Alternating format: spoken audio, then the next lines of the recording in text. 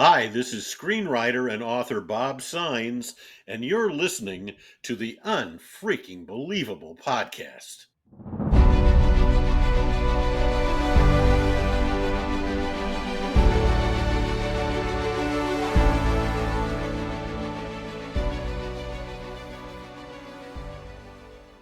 Welcome to this exciting episode of Unfreaking Believable. We invite you to pull up a chair, relax, and join in for the next 30 minutes or so. We will bring you guests that are going to share with you the moments that made the difference in their lives, and it's all because of that one inciting incident. We believe that life is infinitely stranger than fiction, stranger than anything the mind can invent. You might even say, it's unfreaking believable. Welcome to the podcast. We're your hosts, and I'm Jenny. I'm Jen. And I'm Betsy. Ladies, how are you doing this evening? Oh, excited for another episode. I feel like it's been months since I've talked to you. I know it hasn't been that long, but it feels that way. I totally agree with that. And just a heads up, I've got some weather possibly coming in. Surprise, surprise. Here in Oklahoma, it's spring. We have 4 seasons: summer, winter, football, and tornado. And apparently we're going to get them all today because there's a cold front coming in right behind this storm. We will do our best to get our girl time in. Exactly. So bear with me if I have some technical difficulties. So, Jen, do you have your word of the day? I do, and it is a mouthful. I've been waiting for this. Oh, I'm one. excited. Yes, this one is a mouthful. The word is librocubicularist. Librocubicularist. Wow. Yes. Libro meaning book. Correct. Very good. Yeah. What's the next syllable? Librocubicularist. Bicularist. Oh, bicularist is somebody who does something. So it's something with Right. books. It's got to be me. It's me, right? Well, it's sort of. I think it's all of us, if you want to know the truth. It is a librocubicularist is someone who reads in bed. Oh, yes. Totally me. Oh, yeah, that's all of us. What's somebody who writes in Definitely. bed? Because I fell asleep last night writing. I think you get to make up your own word for that. It's called I need a new laptop because the screen got cracked. Oh, that's not very catchy. Because it fell off the bed when I rolled over. Oh, man. Are we ready for my fun facts, ladies? Yes. All right. My first fun fact today is dress to the nines. And we've all heard of this one because it means we go out and we dress up extravagantly, right? But this dates back to the 18th century. And if you wanted a suit made back then, or if you wanted to own a suit back then, you had to have it made. And dress to the nines refers to the 9 yards of fabric that it took to make an entire suit, including the vest and jacket. So that is where dress to the nines comes from. That's a good one. So what you're saying is, in my Kentucky hoodie, I am not dressed to the nines. That's what you're saying. No. You're only dressed to the 4s. No. I see.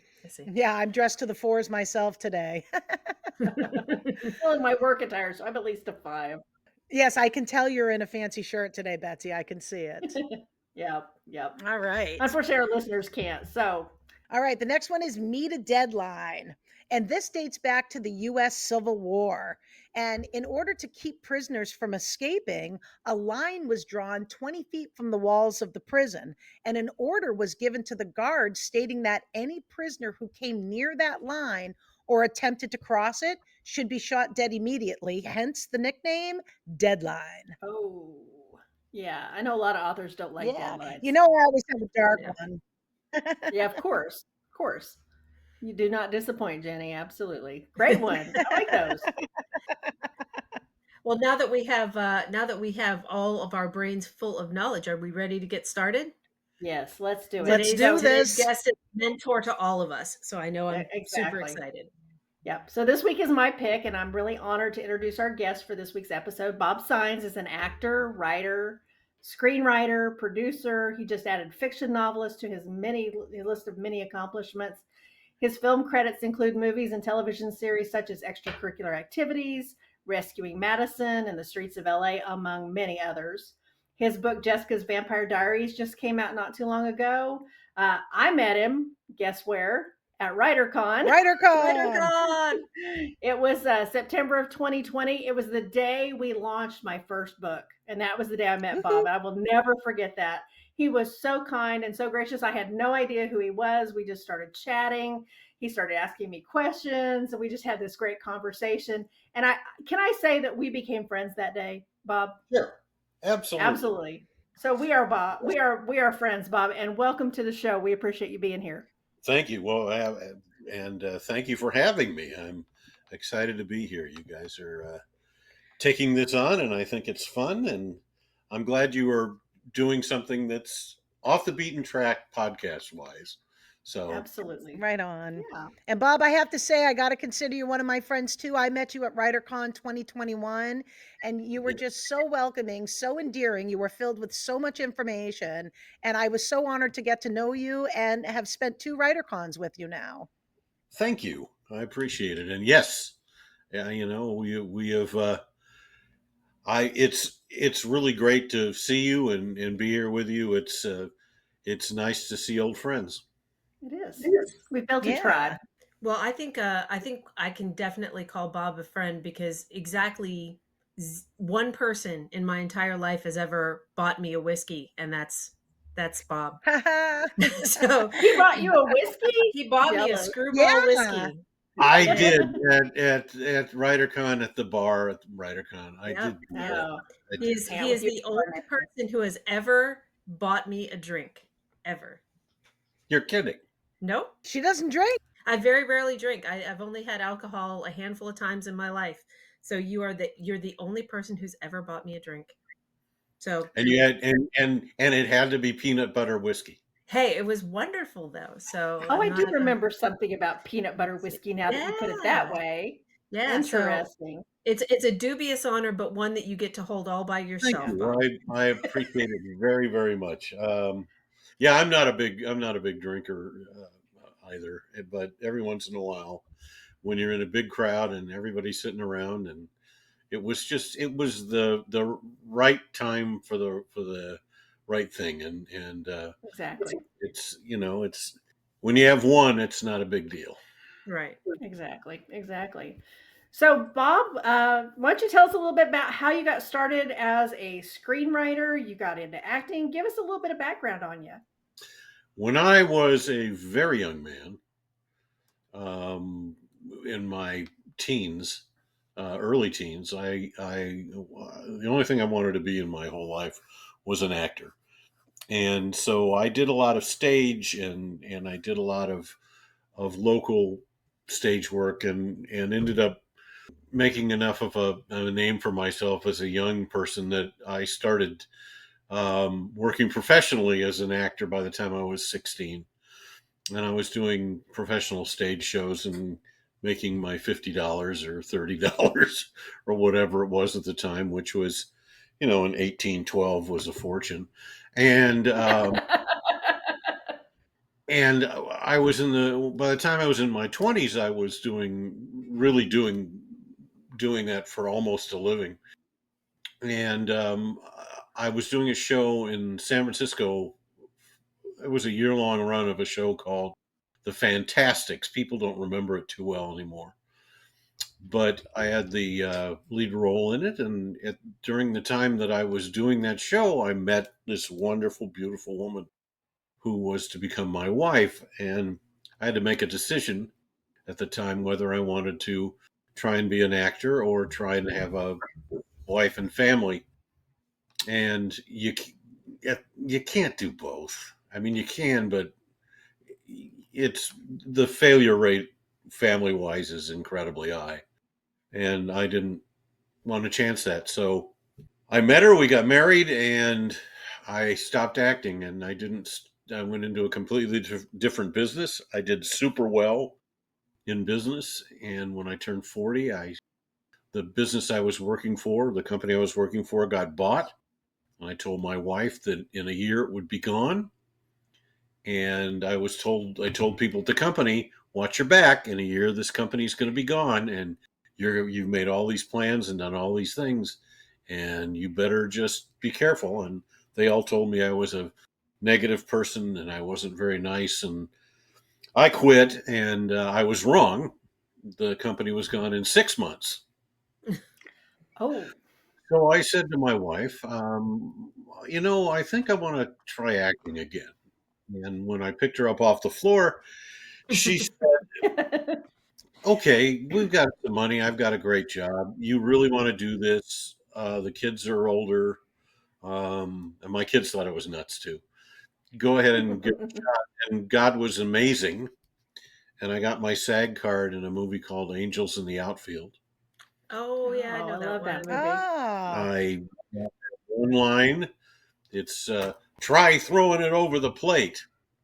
Um, and I basically did my homework and became an extra in any movie that came to San Francisco or the Bay Area where we lived. And you can see my elbow or knee or shoulder in many great films that came through San Why is this not a category Yeah. at the I Academy got Awards? There's well, I best got the elbow, side of my face in a movie. So I mean, yeah, we definitely need to make that a category, Bob. best body part. So yeah, right. And so, I got Yeah. sacrificed in a movie. well, I've died in a couple of movies now. So I Uh, I I got myself an agent somehow, God again, and an acting agent, and I got some auditions, and I did some commercials, and I did a few movies and a few more movies, and then I got through amazing occurrence, only again God, that I got a very small, and when I say small, I mean minuscule, recurring role on a television series for 6 years. I was in a show called Nash Bridges with Don Oh, Johnson and what's yes. Steve that? Oh, Marron. yeah. I was the precinct sergeant in their precinct where when it was in the rotunda thing or on the ferry boat or on the barge. I was in all three places, and I said very little and did a few things and was there every week. And while I was there, I was realizing, and I had a lot of other movies that I had been in, but they were all very small parts. And if you blink, you miss me. You're going to watch some movies one of these days and see me and go, "Wait a second, was that Bob?" Because I'll be gone. And I started reading the scripts, the Nash Bridges scripts, and I said, I could do this. This looks like fun. This doesn't look too hard. And I got Movie Magic Screenwriting, which was available at that time. It was brand new. And I put it on my PC that had like Windows 2 or something on it. And I wrote a Nash Bridges script, which I found out later on that everybody and all the crew and all the cast and anybody who worked there had their own Nash Bridges script. The guy who watered the plants had one. The dolly grip had one. The lighting guy had one. Everybody had one. But one day I said something to one of the producers, and he laughed and he said, "Okay, pitch me the idea." And I did, and he said, "You know what? That's a great idea." And so it was it was then that they asked to read it, and I got a letter from the showrunner, which is a man named Carlton Cuse, and he sent me a letter, and it said, "Of course we can't use your script. We have a WGA writers room, and everything is going. Um, we can't accept anything from anybody." So I said, "Okay, that's fine." And then he said, and I love this part. He said, "But you have some skills, and you should keep writing. You did a really good job on this, and don't quit now." And I said, "Okay, that that sounds good to me." And so I wrote a couple more scripts, and a couple of wonderful things happened that we don't need to go into. And now I have 20 produced movies that I wrote and a screenwriting book. That's fantastic. And That's I awesome. speak and talk about being a screenwriter. I am an established. I don't want to use the word Hollywood because I'm not in Hollywood, and I do things everywhere. So I'm an established industry screenwriter that if you talk to screenwriters, they would know who I was. And this has happened over about a 25 to 28 year period. And So you're an overnight success then. yeah, from the time I wrote my first script to the time I had my first produced film was 12 years. That's a very important Wow. thing for people to know, I think, because I think people don't really understand the timelines there, which I think probably goes to the title of your screenwriting book, right? That's not how this works. That's not the way it works. Yeah. I, um, I try and explain to people that even the greatest professional screenwriters that everybody, the Aaron Sorkins of the world, and everybody's heard of, that it took them a decade to break in, just like it took everybody else. It's a very slow moving, and everybody starts in the mailroom, which is low budget movies, and Hmm. everybody starts with low budget films, and that's how this all works, and it's how it's always worked. And there are people out there who we're going to change the way it works for screenwriters, and we're going to democratize it and make it fair for everybody. And all it is fair. If you write a great script, somebody will find it. The problem is there are very few great scripts. So that's that's that's the thumbnail of how the career took off. So I understand that you're kind of known for fixing scripts. Yes, I am. I get hired a lot for rewriting scripts or fixing scripts or changing scripts to match the budget that they have. If it's too expensive, I take money out of it without trying to affect the story. So I do that, and I also, in a lot of cases, get the basic premise of the script and take that premise and rewrite the script the way the producers would like it. I do that a Yeah. lot. It's Yeah. some people call it script doctor. I don't. I just call it a screenwriter. Yeah. Helping your friends out, right? No. It's a big. He's getting paid for it. Exactly. A lot of people don't understand that screenwriting is rewriting. Right. Screenwriting is getting hired by producers to write for them. Mhm. 95% of a screenwriter's income is that kind of writing. Hmm. Selling your own spec scripts and your own original scripts is Mhm. 5% of your income. So you did a little something during the pandemic that's pretty different for you. What did you do? During the pandemic, as I was sitting on my sofa doing, playing a game probably or doing something, my wife said, "Hey, you know, I love having you, doing nothing, but you should do something. So the backyard needs to be redone, or if you'd like to write something, maybe you should do that." And I said, maybe I should write something. And I decided to take the first script I ever wrote and turn it into a novel. So I sat down and used a different part of my brain because screenwriting and novel writing are so vastly, incredibly different. So different. Yeah, Very different. screenwriting is telling a complete story in the least words possible. Right. And writing a novel is just the opposite of that. You can describe people's feelings and their intentions and their thoughts, and you can describe the rooms they're in and what they're wearing and all that stuff that you don't do in a screenplay. So it was a I wrote the whole novel, and when I got done I had 49 pages. A And little short, yeah. yeah, it's a little bit short. And then I decided, you know what? You're writing with the least words possible. You're doing exactly what you shouldn't do. So sit down, free yourself from the constrictures of screenwriting and and write a novel. So I did, and it's called Jessica's Vampire Diary. It's the original Bram Stoker's Dracula was a diary. It Hmm. was written in diary form. So I decided, since I used a Van Helsing in my book, You did that I indeed. He's my favorite. Huh? He's my favorite character in the book. Oh, is he good? I love That him. I used Van Helsing in the book, so I decided to write the whole book as a diary, and it was also freeing and also fun.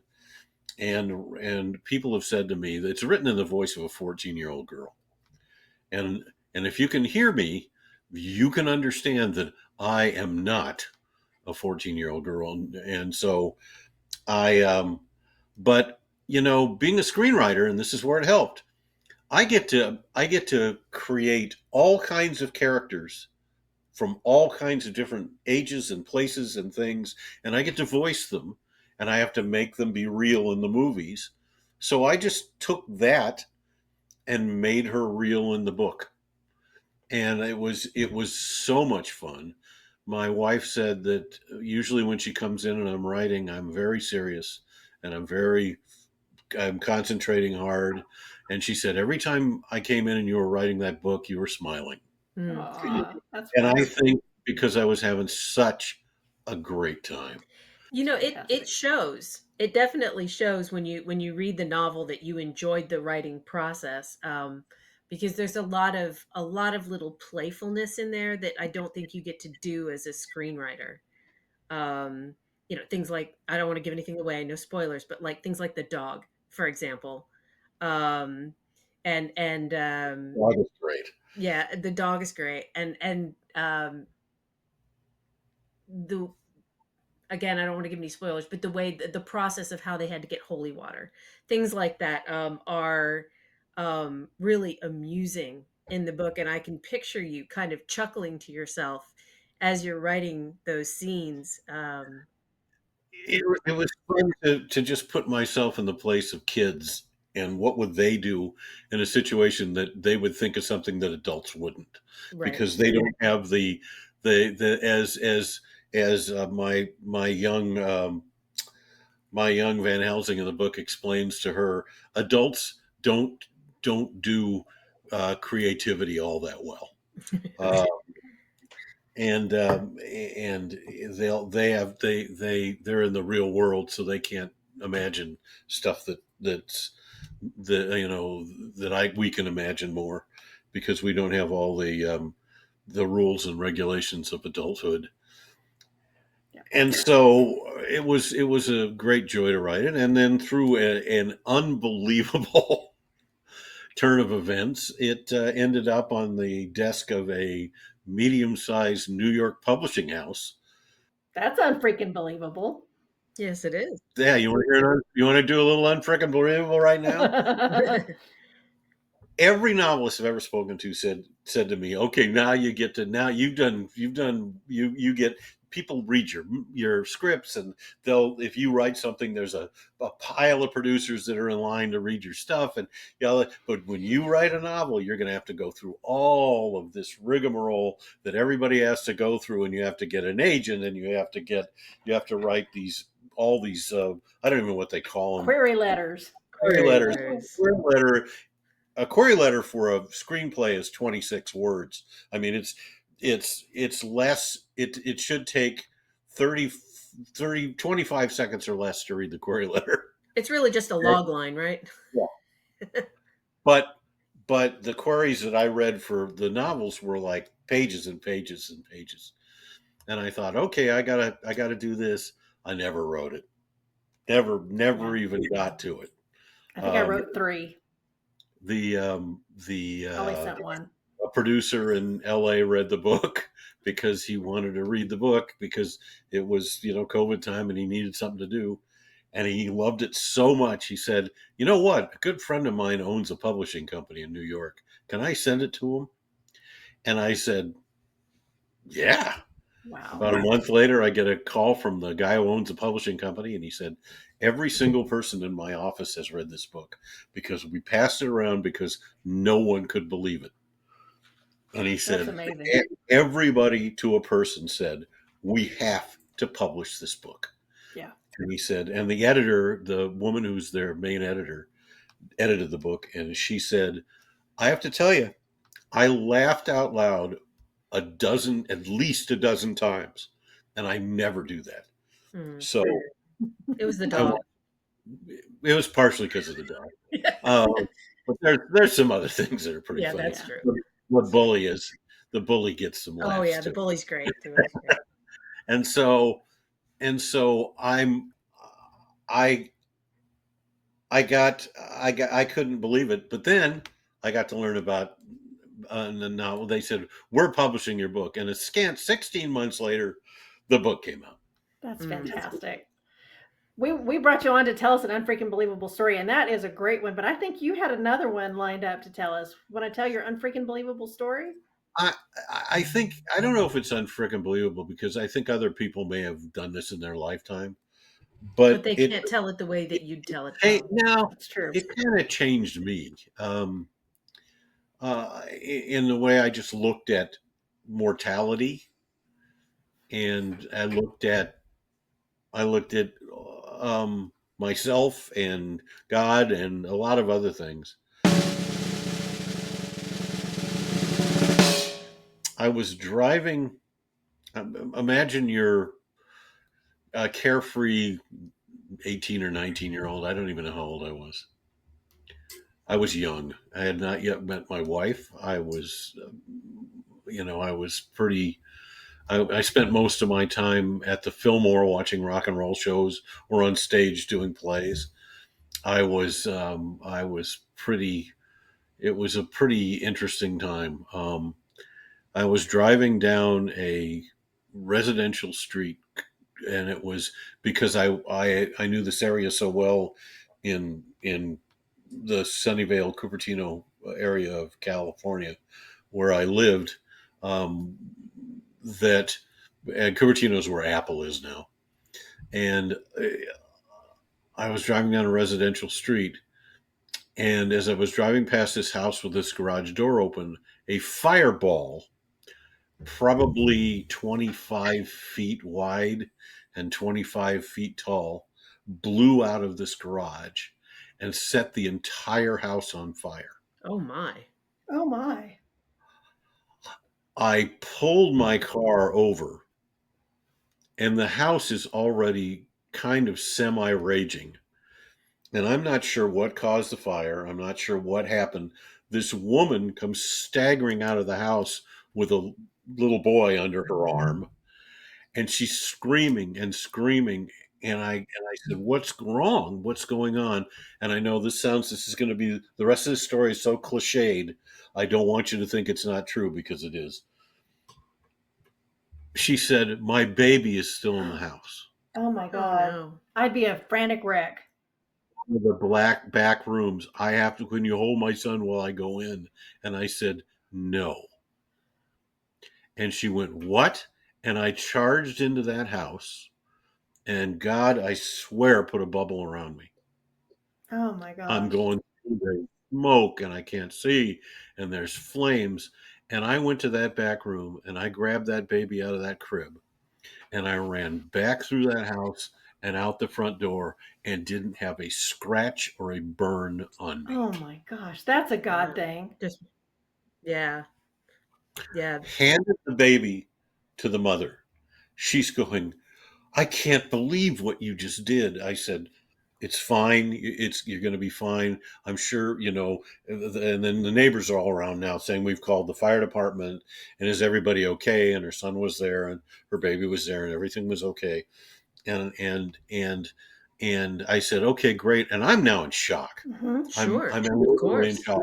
So I just walked to my car, got in it, and drove home. I didn't even wait for the fire department. I didn't wait for anything. I'm telling you, to this day, this woman tells people her guardian angel came and saved the baby, Oh my that he Wow. was gosh. there and he disappeared. And I'm not sure God didn't use me that way, Mm-hmm. I believe Mm. that. I believe that. That's but I amazing. didn't have any interest in staying Mm-hmm. or seeing what happened or making sure anybody else was okay, because they all were. I was in shock, and it wasn't until a couple of days later I realized, what the heck did you just do? Yeah. Right. Well, you were able to kind of, I think, also separate yourself because you did what you were there to do, right? You'd been put there for that reason. You did what that you were there to do, and then you moved along, which is amazing. Yeah. I mean, I'm not going to stay. I have no interest in staying there and getting people patting me on the back and saying, look at you, look at you. It wasn't right. It wasn't, I don't know. I don't even know if I had that thought. All I know is like some sort of robot. I walked and got in my car, drove the rest of the way home. Wow. It didn't hit me for a couple of days.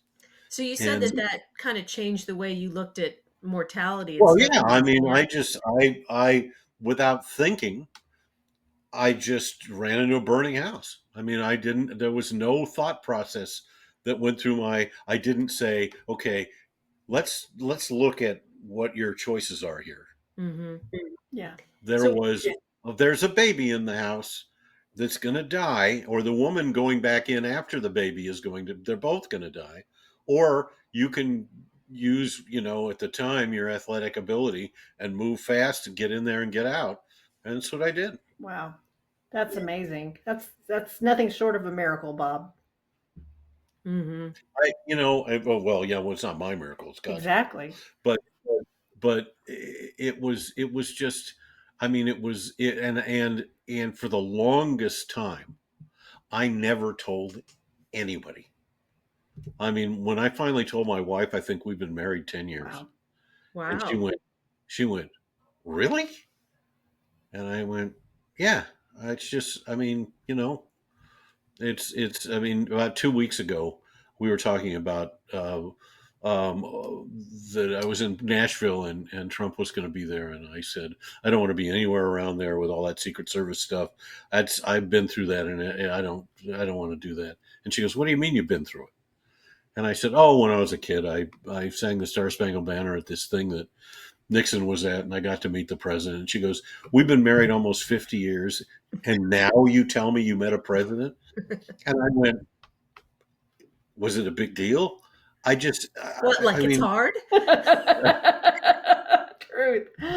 you shook hands with the president? Well, I shook hands. Yeah. Yes, I did. But it's just, God has graced me with a Forrest Gump life. And I have met some amazing, incredible people in my lifetime. The directors that I've gotten to meet and watch work and work for, Martin Scorsese, twice with Francis Ford Coppola, twice with Clint Eastwood, Ron Howard, David Fincher. Um, there's just more. I mean, it's and the movies that I've gotten to be in, and work in and do fun stuff in, and the shows I got to do, and the things I got to do in the shows, and the people I've met over the years at the different functions that I've been to and the different places I've been, and it's pretty astounding. And I'm so grateful that I've been able to have the kind of interesting life I've had. Now, doesn't mean there haven't been some major league hiccups on the way. Isn't that the truth? Yeah. And there's always health things, and Mhm. there's always other things that happen,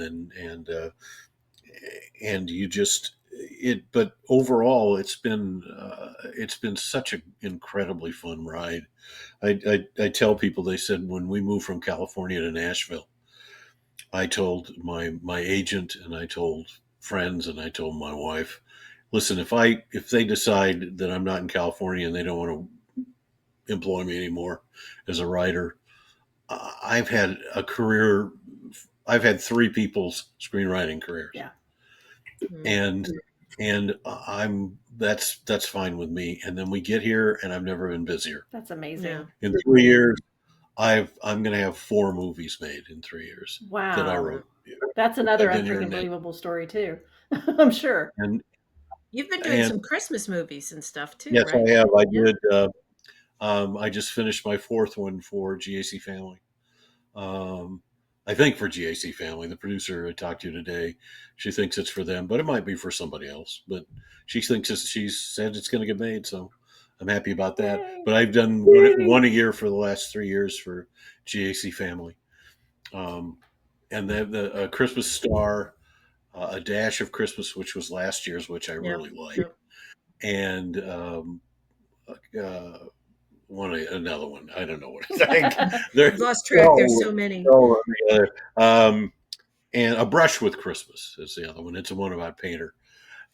And I'm working on a pilot for a series right now that there's some very interesting people waiting for, and some very interesting people who have agreed to 25 years of networking pays off. All I can tell you. That's the truth about this industry. I've I've been able to call some pretty influential and pretty amazing entertainers and performers and say, "I'm doing a series. I need you to come and work." And I was able to. Do you want to hear Unfreaking Believable? I got on the phone with the producer sitting in the room with me, and I said, "I can. Well, let's get this person, and let's get this person, and let's get this person." And he said, "Well, yeah, we can't do that." And I said, "No, let's call 'em." And so I got on the phone and I called these people, and they all answered the phone, and they said, "Bob, how are you doing?" And all of them said, "Hey, I'd love to work with you." That's amazing. It was, That is was amazing. it was yeah, it was pretty fun. Yeah. It was pretty fun. Well, this is a really when we get around to announcing what this thing is, it's unique, different, and nothing that I don't think anybody's ever done Now, before. would it be breaking any contracts or anything for you to give us a genre of what this falls into? It's funny. Okay, Let's just comedy. Got it. it's a comedy. Nice. But it's I will say it's not church people, but it's not unlike church people, which I Okay, wrote. I got it. I got it. If you've seen church people, I haven't seen it yet. It's on my list. I haven't seen it. everybody watch a movie I wrote called Church People. It's on Amazon Prime. There you go. I will hunt that up. I guarantee you that's going to occupy It's my weekend. pretty fun. It's pretty funny. Very good. Well, Bob, thank you for coming on the show and for telling us what makes you unfreaking believable. It's been great to see you, great to visit with you, great to hear your stories. This is your opportunity now to pitch to our listeners where they can find you, how they can connect with you. You know, you've already given them the one movie they've got to go watch. They've got their homework assignment, but go and tell them about your books and all that fun stuff. Okay, there's another movie you can watch that's won a lot of awards. It's on Amazon. Also, it's also on Peacock. It's called The Farmer and the Bell. Mm. It's a movie that was very near and dear to my heart. I really loved working on that film. And then you can follow me on Facebook, where I'm just me, Bob Saenz, Saenz, and on X or Twitter or whatever it is. I hang them with the screenwriters there a lot, but I'm there, and it's at BOBSNZ. And I tweet some pretty funny stuff at times. Yeah, you do. I have a novel called Jessica's Vampire Diary. It's not what you think. And I've had people come up to me and say, "How could you write a vampire book?" And I said, "It's not the kind of vampire book you've ever read." No, definitely And, not. it's available on Amazon, at Barnes and Noble, and anywhere you can get books. And the audiobook just came out about 2 weeks ago, Yay. so Oh, I'm happy about that. I did not know that. And I have another book called "That's Not the Way It Works," a no nonsense guide to the craft and business of screenwriting, and it's on Amazon or Barnes and Noble or everywhere your bookstore can order it. And it's a really a book about the business of screenwriting. It's done extremely well over the past 5 years, and I'm very proud of it. It continues to sell every single day of the week, so I'm really fortunate. That's fantastic. Well, Bob, I sure hope you will pass along to Queen Margie our regards. Because I'm sure whatever she's doing, she'll be holding court in the next 24 hours somewhere, because, that's just how she rolls. But please do pass our love along to her. You got it. Um, and hopefully we will see you sometime soon. If not at WriterCon, then somewhere Yeah, else. you might see me at WriterCon. I haven't. I haven't spoken to them, but we never know. Well, I'll keep my fingers crossed. I'll keep my fingers crossed. If you enjoyed this episode, please rate and review it on whatever platform you listen on. And join our Unfrickin' Believable Facebook group and follow us on TikTok and Instagram. You can also visit our website at www.ufbpodcast. And if you have an unfreaking believable story, reach out to us at ufbpodcast@gmail.com. We'd like to hear your story too. In fact, go ahead and subscribe so you never miss a single unfreaking believable episode. And you can check us out on Patreon as well. Betsy, why don't you take us out with the quote of the day? All right. So I had a couple of quotes picked out. I was just waiting for the right story to kind of inspire which one I picked. And my pick today comes from Debbie Mazur. And it says, a hero is someone who is selfless, who is generous in spirit, who just tries to give back as much as possible and help people. A hero to me is someone who saves people and who really deeply cares. And I feel like we've talked to one this evening because That Bob is so- truly does Thank you. care. Thank you. I appreciate that. And I worked with Debbie Mazur once. That's awesome. Well, how perfect is that? Exactly. Amazing. Well, folks, be sure to join us next time for yet another unfreaking believable guest with an unfreaking believable story. And as always, thank you for listening. As you go out into the world this week, don't just be amazing. Be unfreaking believable. See you all next time.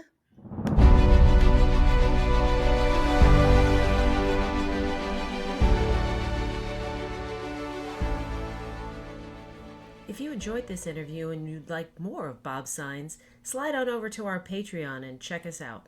You can find it at ufbpodcast.com.